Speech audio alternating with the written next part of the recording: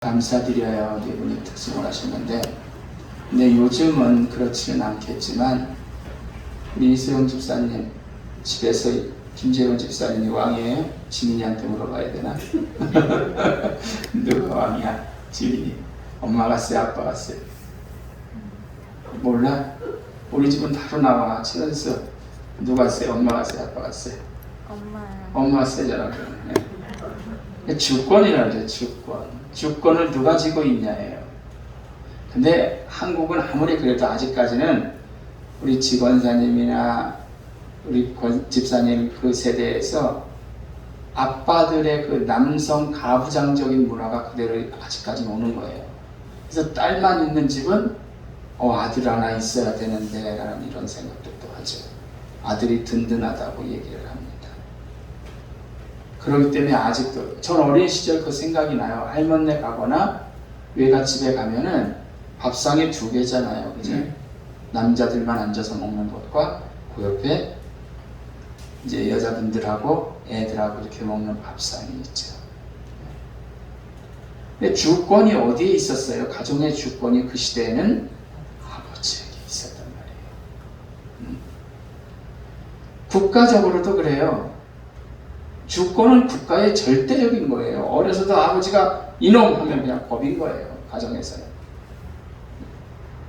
국가에서도 영구적인 권력이 누구냐면은 국가에 있는 거예요. 주권이라는 것은 예외의 상태가 있잖아요. 예를 들어서 다음 주부터 우리가 비대면해야 합니다. 제가 카톡에 드렸지만. 그래도 이 주권이라는 것은 슈미트라는 사람의 말에 의하면 그런 예외적인 것도 어때요? 우린 그냥 모여 그러면 그게 법이 되는 거예요. 로마의 법학자들은 백성들의 통치권이라고 얘기를 했어요. 그게 뭐야? 주권이죠. 권력이 있으니까 통치를 하는 거잖아요. 로마 황제의 말은 법이다. 말이 법이잖아요. 황제의 말. 주권이죠. 사랑하는 성도 여러분, 우리는 그런 시대에 살고 있지는 않지만 하나님의 말씀 역시 절대적임을 여러분들이 기억하시기를 축원합니다. 하나님의 말씀이 절대적이니까 주권이에요. 물론 하나님은 당신의 말씀하신 것을 변동하고 손바닥 뒤집듯이 바꾸지는 않으셨어요. 그러나 하나님의 말씀은 성경에 나와 있는 말씀, 우리에게 음성으로 들려주시는 말씀에 의하면 절대적이고 하나님의 주권이라는 거죠. 왕권을 다윗이 확립했죠. 왕권을 딱 확립하고 왕권을 가진 거예요, 다윗이. 그리고 나서 하나님께서 귀하게 여기시는 성물인 법궤를 다윗성으로 옮겨옵니다. 그런데 그 다윗궤 관같이 생각을 하시면 될 거예요. 그걸 마차에다 싣고 가던 수레가 흔들리자 웃사라는 사람이 다음 절에 보면은 덜컹하고 떨어질 것 같으니까 손을 대서 잡았어요. 그러자 그 사람은 하나님의 절대 권력인 신성한 법궤를 손대었기 때문에 그 자리에서 즉사하고 맙니다. 본래 성물은 어떻게 하냐면은 마차 같은 데도 하는 게 아니라 사람들이 궤를 꿰어서 어깨에 메고 그렇게 이동을 하는 거거든요. 운반을 하게끔 되어 있었거든요. 민수기 4장 15절에 보면 그렇게 나와 있어요. 다윗은 후에 내가 잘못했구나. 궤는 마차에 실린 게 아니라 사람들이 꿰어서 나르는 거구나. 이동해야 되는 거구나. 역대상 15장 3절에 그렇게 말씀을 하고 있어요. 어떠한 경우에도 하나님이 정하신 원칙보다는요, 앞서는 일이 있으면 안 된다는 교훈과 하나님의 주권을 보여주는 부분이에요. 무슨 일이 있어도 우리도 지금의 삶 속에서도 뭐에? 하나님이 하시려는 거에 보다도 앞서면 안 되는 거예요. 그분의 주권이기 때문에. 복음서를 보면 에베소 1장에 보면 다윗은 창세기 전에 하나님께서 사람들이 죄에서 구원받아서 하나님의 아들이 될 수 있는 일을 이미 정해놓으셨다라고 선포를 합니다. 하나님이 태초에 천지를 창조하시기 이전에 지옥 갈 사람, 천국 갈 사람, 우리 감리교의 교리하고는 조금 맞지는 않지만 이미 정해져 있다라고 얘기를 하죠. 우리가 구원받은 것은 모든 일을 당신 뜻대로 결정하시는 하나님의 계획에 따라서 이루어진다는 거죠. 내가 이렇게 교회를 다니고 헌신하고 충성해 하나님을 바라봐? 그러면 우리는 어때요? 구원받은 것 뭐예요? 하나님의 주권이라는 거죠. 권위, 권력, 한없이 부족한 우리를 그의 영광 찬송이 되게 하시고 하나님의 주권적인 은혜 앞에 우리가 내세울 것 없는 것 우리가 기억해야 된다는 거죠. 그분이 다 하는 거지 나는 뭐 아무것도 아니라는 거죠. 마가복음 6장 14절을 보면 예수님의 이름이 사람들 앞에 입에 오르내립니다. 예수의 이름이 사람들의 입에 오르내리자 그 소식을 들은 헤롯 왕은 큰일 났어요. 온 동네에서 쉽게 생각해 보세요. 어딜 가서 예수 병자도 고치고 죽은 자도 살리고 능력이 나타난다 그러니까 이 헤롯 왕은 무슨 생각했어요? 내가 목을 쳐서 죽인 누구? 헤롯이 다시 살아났나 보다. 아니 세례 요한이 다시 살아났나 보다 라고 얘기를 하죠. 그러므로 인해서 하나님의 주권을 거역한 것에 대한 두려움이 온 거예요.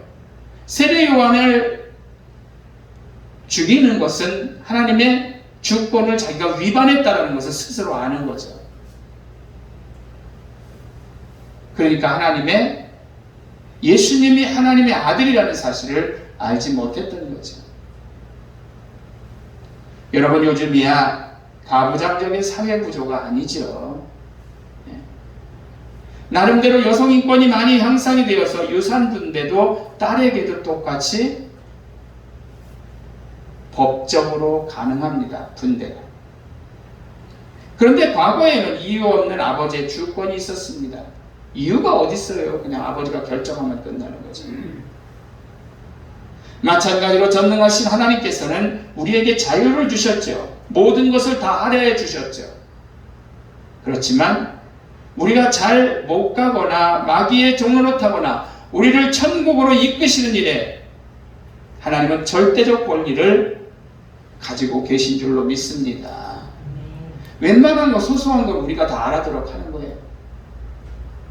돈이 없어도 우리 집 같은 경우도 얼마의 용돈을 주면은 걔네들이 뭐 내가 볼 때 쓸데없는 거 나는 벌벌 떨을 것 같은데 5,000원짜리 비닐우산이 얼마나 많은지 몰라요 우리 집에. 갑자기 귀여운 얘기하세요. 하나씩 드릴게요.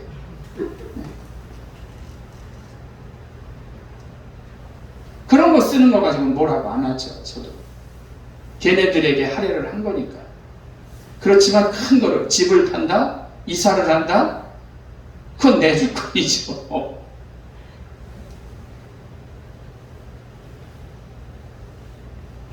전능하신 하나님께서는 우리에게 자유를 주셨지만 우리에게 할애할 것은 할애하셨다는 걸 말씀드리는 거예요.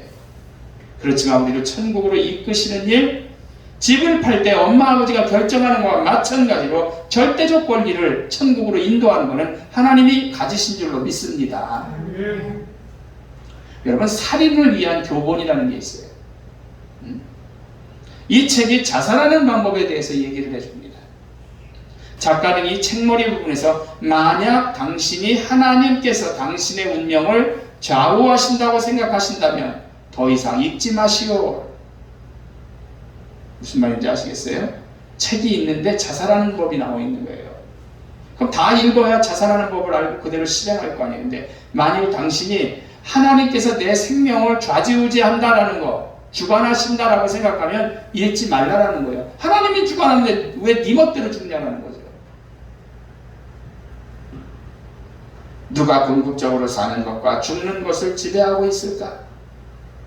우리 몸의 권리 증서를 누가 소유하고 있을까? 집마다 자기 본의 집이냐면은 뭐가 있어요? 등기 권리증이 있죠. 내가 산다고 내 집이 아니에요. 그 권리증을 갖고 있는 분은 내 생명의 권리증은 바로 하나님이 가지고 계심을 기억하시기를 바랍니다. 내 목숨이라고 내 맘대로 할 수 있는 것이 절대 아니라는 거죠. 여러분, 탕자의 비유 아시죠? 누가복음 15장에 나와 있는데, 둘째 아들은 아버지 재산을 미리 받아서 아버지를 떠나서 객지에 가서 흥청망청 쓰다 다 날리고 결국은 돼지 키우는 그런, 뭐라 그래야 되나, 농부도 아니고 잡부가 됩니다. 그는 빌터떨이 거지가 되어서 집으로 돌아오죠. 여기에서 아버지는 하나님이요, 아들은 인류를 비유한 거예요. 이처럼 세상 사람들은 하나님이 없이 멋대로 자기 마음대로 살기를 원하고 있습니다. 하나님을 거부한 인간들은 교만하기 짝이 없어요. 게다가 오늘날의 세대는 심각한 도덕 불감증, 그 다음에 뭐예요? 영적인 불치병에 걸려 있거든요. 다는 아니지만 서양은 기독교적인 윤리와 도덕을 버렸고 동양은 유교적인 도덕과 양심을 버렸습니다. 사랑하는 성도 여러분, 그 결과 세계는 나치주의, 제국주의, 사랑은 없어지고 공산주의, 귀신, 이런 것들이 난무하고 있어요. 하나님을 버렸습니다. 더불어 이기주의와 황금만능주의가 난무하고 있습니다. 앞으로는 독재주의가 세계를 지배할 거라고 학자들은 봅니다. 하나님 없는 세계는 한 가지 악을 쫓아내면 7가지 악이 들어오게끔 되어 있거든요. 하나님의 주권을 인간이 침입해서 그렇게 되는 거죠. 절대 주권을 가지신 하나님께서 뭐라고 말씀하세요? 잘 들어보세요. 집을 세우지 아니하시면, 하나님이 세우는 자의 수고가 헛되며 여호와께서 성을 지키지 아니하시면 파수꾼에 깨어 있음이 허사로다 라고 말씀을 해요. 하나님이 집 져야지 그 집 그대로 있는 거고,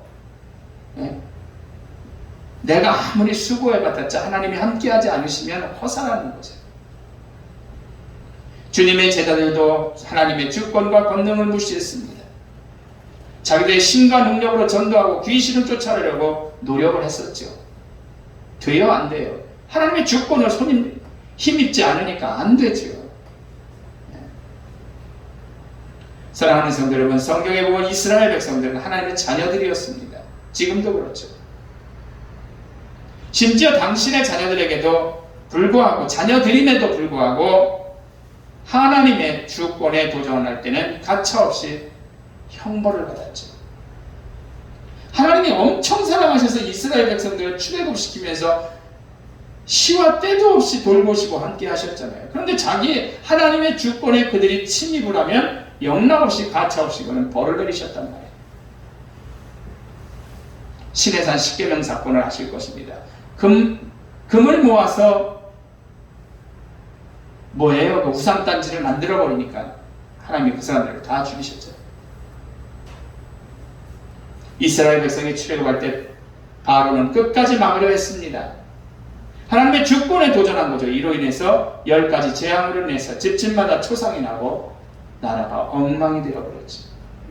하나님의 주권에 감히 도전을 하니까 그러한 결과죠. 우리가 세상을 살면서 결정할 일들이 많이 있습니다. 갈래길을 만납니다. 이렇게 할까 저렇게 할까. 이때 우리는 어떻게 합니까? 여기저기 수소문하고 사람들을 의지하고 뭔가를 찾아보고 인간을 의지하고 가든 방법을 다 찾아보죠. 그러나 과연 우리는 전능하신 하나님을 얼마나 의지하는지, 왜? 그분이 주권을 가지신 분인데 얼마나 그분을 의지하냐, 이걸 우리가 생각해 보자는 거죠. 그분의 주권을 얼마나 인정하느냐, 과거에 읽은 예수라면 어떻게 하실까라는 그러한 책을 제가 기억합니다. 그 책 전부가 예수라면 어떻게 하실까? 내가 이 하는 일을 던져버리고 이 길로 가야 되겠구나, 이런 얘기들 아주 은혜스럽게 저는 읽었습니다.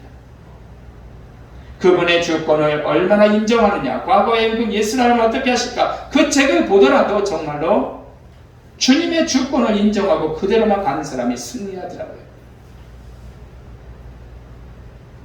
항상 우리가 물어야 될 질문입니다. 그리고 주권이 주님께 있음을 기억하고 결정할 때 손실이 없는 거예요. 사랑하는 성도 여러분, 하나님은 내 생각과 다릅니다. 어느 때는 그분의 주권, 결정된 답안지가 있단 말이에요. 달라서 모르니까 때로 실망하고 불신하고 불공평하게 되는 거예요. 불평하게 되는 거예요. 우리는 하나님의 생각은 내 생각과 전혀 다르다는 것부터 인식하고 시작해야 할 줄로 믿습니다. 우리는 자꾸만 내 생각대로 되어지기를 원하고 있지만 그건 아니에요. 결론적으로 말씀을 드리고 마쳐요. 하나님이 우리를 보실 때 우리들이 아이들이 떼쓰는 모습을 보는 것 같을 거예요. 부모는 어린 아이들이 위험한 장난감을 사달라고 할 때 떼를 써도 부모는 선뜻 사주지 않습니다. 마찬가지로 하나님 보시기에 우리들의 모습이 그 모습 같을 것이라는 것 기억하시고 하나님의 주권을 여러분들이 기억하시면서 그분의 뜻을 따라 행하시는 가운데 승리하시기를 주의 이름으로 부탁드립니다. 기도합니다.